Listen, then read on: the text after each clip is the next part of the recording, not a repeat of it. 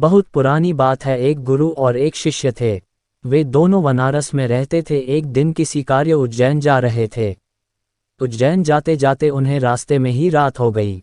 चारों ओर घना जंगल था और अंधेरी रात थी। इस तरह रात्रि में जंगल में रुकना सुरक्षित नहीं था। रात होने पर भी दोनों चलते रहे। तभी उन्हें एक गांव दिखा है। गुरु और शिष्य दोनों ही गांव में चले गए। गांव में उन्हें एक झोपड़ी दिखलाई दी। गुरु ने शिष्य से कहा कि आज हम इसी झोपड़ी में रुकेंगे। गुरु और शिष्य दोनों झोपड़ी में गए और झोपड़ी का दरवाजा खटखटाया। झोपड़ी से एक गरीब आदमी बाहर आया और गुरुजी उस व्यक्ति से बोले, हम दोनों बहुत दूर से आ रहे हैं और रात्रि अधिक हो गई है। जंगल में रहना खतरे से खाली नहीं है, इसीलिए हम रात्रि में यहाँ रुकना चाहते हैं। वह व्यक्तिगत गरीब अवश्य था, किंतु दिल से बहुत नेक इंसान था। उसने सम्मानपूर्वक गुरु और शिष्य को झोपड़ी के अंदर बुलाया और उन्हें स्वादिष्ट भोजन करवाया और रात्रि में सोने के लिए बिस्तर भी लगा दिए। भोजन करने के पश्चात गुरुजी ने उस गरीब व्यक्ति से पूछा, तुम्हारा घर तो बहुत छोटा है, किंतु तुम दिल के बहुत धनवान हो। तुम्हारी रोजी रोटी का साधन क्या है? उस गरीब व्यक्ति ने गुरु के मुंह से अपनी प्रशंसा के लिए धन्यवाद दिया और बोला, मेरे पास इस गांव में सबसे अधिक जमीन है, किंतु वह जमीन बंजर है जिस पर किसी भी प्रकार की खेती संभव नहीं है। इसलिए मैंने अपनी रोजी रोटी पालन के लिए एक भैंस रखी है। उसी भैंस का दूध और घी बेचकर मैं अपनी रोजी रोटी चलाता हूँ। उस व्यक्ति की बात गुरु जी को कुछ अजीब सी लगी, किंतु वह कुछ नहीं बोले और सोने चले गए। देर रात में गुरु जी उठ गए और अपने शिष्य से चलने के लिए कहा। दोनों गरीब व्यक्ति को बिना बताए घर से निकल गए और जाते जाते गुरुजी उसकी भैंस को अपने साथ ले गए।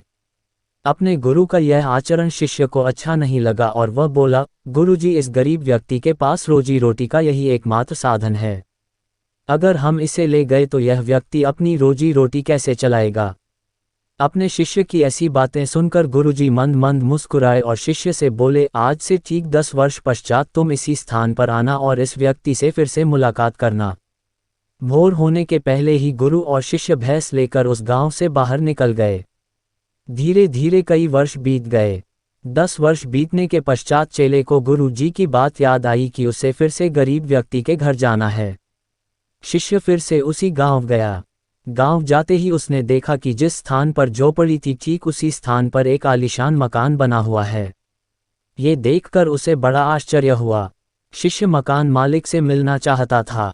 जैसे ही शिष्य मकान के पास गया उसने उसी गरीब व्यक्ति को देखा, किंतु इस बार गरीब व्यक्ति बहुत अच्छे कपड़े पहने हुआ था और देखने में बहुत ही संपन्न प्रतीत हो रहा था। शिष्य उस व्यक्ति के पास पहुंचा और बोला, क्या आपने मुझे पहचाना? मैं वही बालक हूँ जो आज से 10 वर्ष पहले रात्रि हो जाने के कारण अपने गुरु जी के साथ आपके घर रुका था। वह व्यक्ति झट से शिष्य की बातें सुनकर उसे पहचान गया और बोला, हाँ, मुझे बहुत अच्छे से याद है। उस रात्रि अगर आप लोग मेरी झोपड़ी में नहीं आए होते तो शायद आज भी मैं उसी दरिद्रता में जी रहा होता। उस रात आपके जाने के बाद मेरी भैंस भी कहीं चली गई थी और मेरे रोजी रोटी के लाले पड़ गए थे। मैंने अपनी बंजर जमीन पर मेहनत की और अथक परिश्रम के पश्चात उस जमीन को उपजाऊ बना लिया और अब उस बंजर जमीन पर मेरी हरी भरी फसलें लहरा रही है। इसी जमीन की बदौलत मैं आज इस गांव का सबसे संपन्न किसान बन गया हूँ। शिष्य को अब समझ में आया कि गुरु जी उस रात उस व्यक्ति की भैंस क्यों ले गए।